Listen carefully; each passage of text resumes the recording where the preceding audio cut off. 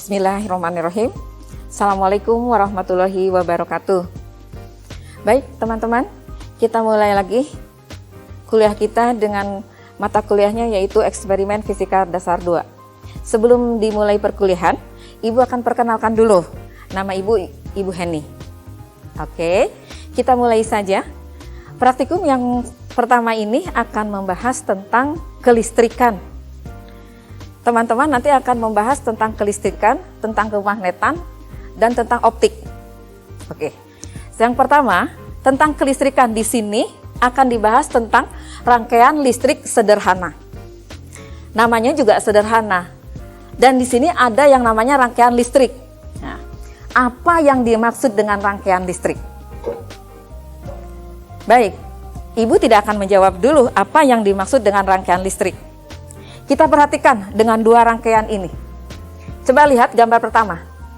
Gambar pertama dengan gambar kedua. Apakah gambar ke-1 ini yang pertama dinamakan rangkaian listrik? Dan yang kedua juga sama. Apakah ini dinamakan rangkaian listrik? Baik. Kalau gambar pertama di sini rangkaian listrik tetapi terbuka. Berarti di sini tidak ada arus listrik yang mengalir. Sementara pada rangkaian kedua, di sini saklarnya tertutup. Artinya ada arus listrik yang mengalir. Kenapa ada arus listrik yang mengalir? Di sini terjadi karena ada perpindahan elektron dari potensial yang rendah, dia berpindah. Si elektronnya bergerak ke potensial yang tinggi. Sedangkan arus listrik terjadi bergerak dari potensial yang tinggi ke potensial yang rendah. Jadi yang dinamakan rangkaian arus listrik harus dalam posisi tertutup. Oke, sip. Berdasarkan arus listrik yang terjadi pada rangkaian tertutup ini dibagi menjadi 3 bagian. Ada yang dinamakan dengan rangkaian seri, 1 rangkaian seri, 2 rangkaian paralel, 3 rangkaian campuran. Kita lihat yang dimaksud dengan rangkaian seri. Dalam rangkaian seri, di sini Ibu kalau diberi tambah kali ini hambatan, tapi ini berupa lampu. Ya, hambatan, dan di sini adalah sumber tegangan. Baik, ini kan tertutup ya. Nah, kalau disebut rangkaian seri, antara hambatan dengan hambatan yang lain dihubungkannya berderet begini. Dan antara hambatan dengan sumbernya juga dihubungkannya langsung, tidak bercabang. Itu seri. Kalau rangkaian paralel, Ibu di sini menggunakan hambatannya 2, lampunya 2. Kalau paralel itu disusunnya dia berurut gitu. Tidak seperti seri. Kalau seri tadi ke kanan langsung. Kalau ini ada cabangnya. Ini paralel. Baik, ini dihubungkan dengan sumber tegangan. Nah, untuk rangkaian campuran, pasti rangkaian campuran adalah rangkaian seri dan paralel. Coba perhatikan dulu. Di sini, lampu 1 dan lampu 2.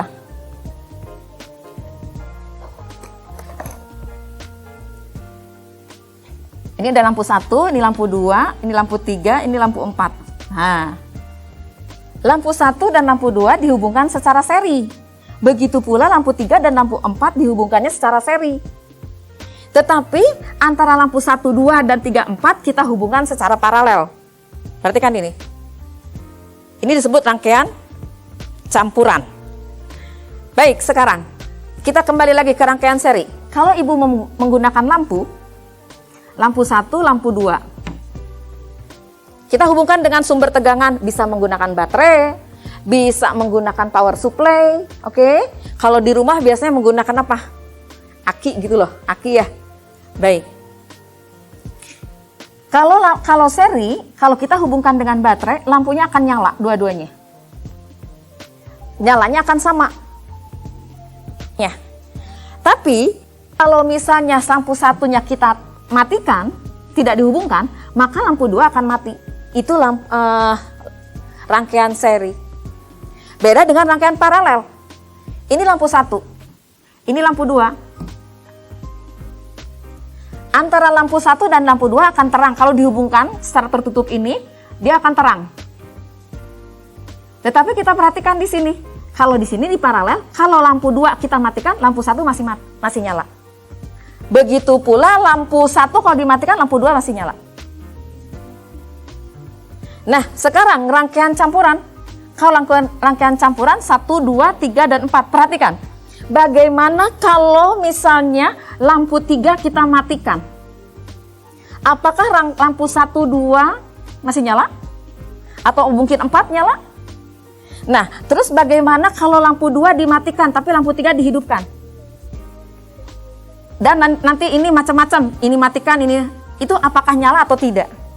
Itu nanti Anda akan dibuktikan lewat percobaannya. Baik, sampai di sini dulu. Ada yang mau ditanyakan? Oke, kita lanjut nanti ke materi selanjutnya. Teman-teman, kita lanjutkan ke materi selanjutnya. Tadi teman-teman sudah mengetahui rangkaian listrik ya. Nah, untuk mempelajari rangkaian listrik pasti sudah tahu di Fisika Dasar 2 atau mungkin di SMA ya, pernah mendengar apa yang disebut dengan hukum Ohm. Oke? Pernah mendengar ya hukum Ohm. Nah, untuk rangkaian listrik ini kita akan mempelajari tentang hukum Ohm. Di mana hukum Ohm itu menjelaskan bahwa besar arus listrik yang mengalir melalui sebuah penghantar yang mengalir dalam rangkaian ini, sebuah penghantar hambatan, ya, akan berbanding lurus dengan beda potensial V dan berbanding terbalik dengan besarnya hambatan. Di mana ditulis persamaannya I sama dengan V dibagi R. I ini adalah kuat arus. Kuat arus, satuannya ampere. Sedangkan V ini adalah tegangan, satuannya volt. Nah, ini hambatan, satuannya ohm. Suka diberi simbol begini. Nah, itu ya. Baik, kita akan mengetahui nanti bagaimana I, bagaimana arus listrik, bagaimana tegangan, dan bagaimana hambatan. Nah, kita perhatikan. Jika tegangan yang melalui rangkaian ini kita perbesar, jika tegangan dalam rangkaian ini kita perbesar, bagaimana arus listriknya? Karena kita lihat di sini bahwa I berbanding lurus dengan tegangan. Artinya, kalau tegangan diperbesar, maka arus listrik akan besar. Sebaliknya sekarang, kalau tegangannya kita dibuat konstan, bagaimana hubungan antara arus listrik dengan hambatan? Coba perhatikan, arus listrik dengan hambatan ini berbanding terbalik. Artinya, kalau arus listrik diperbesar, maka hambatannya akan mengecil. Begitu pula sebaliknya, karena I berbanding terbalik dengan hambatan. Oke teman-teman, ini sepintas teori tentang rangkaian listrik sederhana. Selanjutnya, sesi selanjutnya, Anda akan memperhatikan tentang percobaannya. Nanti Anda melihat kakak-kakak asisten Anda melakukan percobaan. Nanti Anda perhatikan apa yang harus diperhatikan dalam percobaan itu untuk mengisi nanti di LKM-nya. Oke teman-teman. Terima kasih. Baik teman-teman, selanjutnya kita akan melakukan praktikum. Terlebih dahulu kita perkenalkan alat dan bahan yang akan kita gunakan pada praktikum ini. Di antaranya ada ampermeter, ada voltmeter, ada baterai sebagai sumber tegangan DC, ada lampu. Selanjutnya kita gunakan saklar, kabel penghubung, dan juga power supply. Sekarang kita akan merangkai rangkaian listrik seri. Kita menggunakan sumber tegangannya yaitu baterai. Artinya, rangkaian ini merupakan rangkaian listrik arus searah. Oleh karenanya, kita harus memperhatikan kutub positif dan kutub negatif dari baterai. Berikut rangkaian listriknya.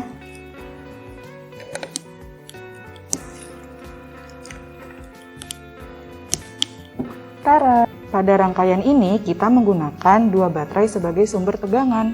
Nah, untuk menyambungkan dua baterai kita harus menghubungkan kutub positif dengan kutub negatif baterai satunya. Untuk mengetahui kutub positif dan negatif pada baterai, Kita bisa lihat dari bentuknya. Untuk kutub positif pada baterai biasanya ada bagian yang lebih timbul seperti ini. Atau jika teman-teman lebih jeli lagi, di baterai tersebut ada tulisan kutub positifnya. Pada rangkaian pertama ini, apakah rangkaian ini termasuk rangkaian listrik sebagaimana yang dijelaskan oleh Bu Heni tadi? Silakan amati rangkaian ini. Nah, sekarang kita on-kan saklarnya. Silakan teman-teman amati apa yang terjadi. Kemudian bandingkan apa perbedaannya dengan rangkaian listrik ketika saklar belum di-on-kan. Oke teman-teman, untuk rangkaian selanjutnya kita gunakan sumber tegangan berupa power supply. Power supply itu bisa menjadi sumber tegangan AC maupun DC. Nah, pada rangkaian kali ini kita akan gunakan sumber tegangan DC. Nah, sehingga rangkaian listrik ini berupa rangkaian listrik arus searah. Kita perhatikan, pada rangkaian ini dua buah lampu ini dirangkai secara seri. Nah, Amati bagaimana nyala lampu jika disusun secara seri. Sekarang kita coba amati rangkaian paralel kedua lampu. Kita atur dulu sumber tegangannya menjadi 3 volt. Silakan amati terang lampu yang ada di rangkaian paralel ini. Sekarang kita coba off-kan saklar di rangkaian ini. Apa yang terjadi?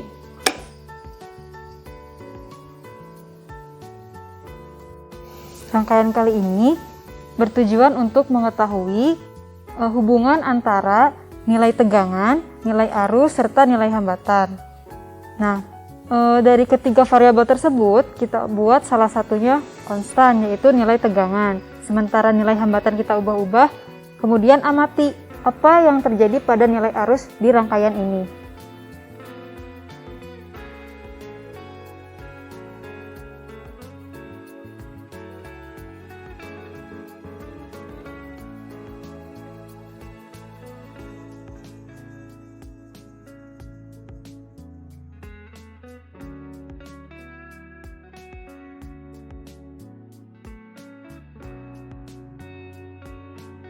Percobaan selanjutnya, kita akan menjaga konstan hambatannya, lalu kita akan mengubah-ubah sumber tegangannya. Silakan amati data yang ada di alat ammeter dan juga voltmeter.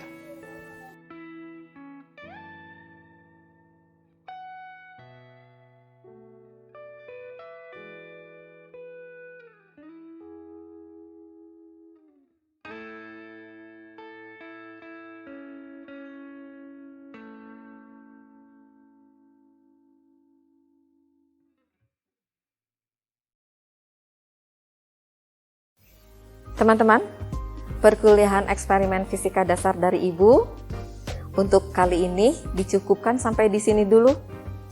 Kita berdoa semua, semoga pandemi ini cepat berlalu, cepat selesai, supaya kita bisa ketemu dan praktikum bersama.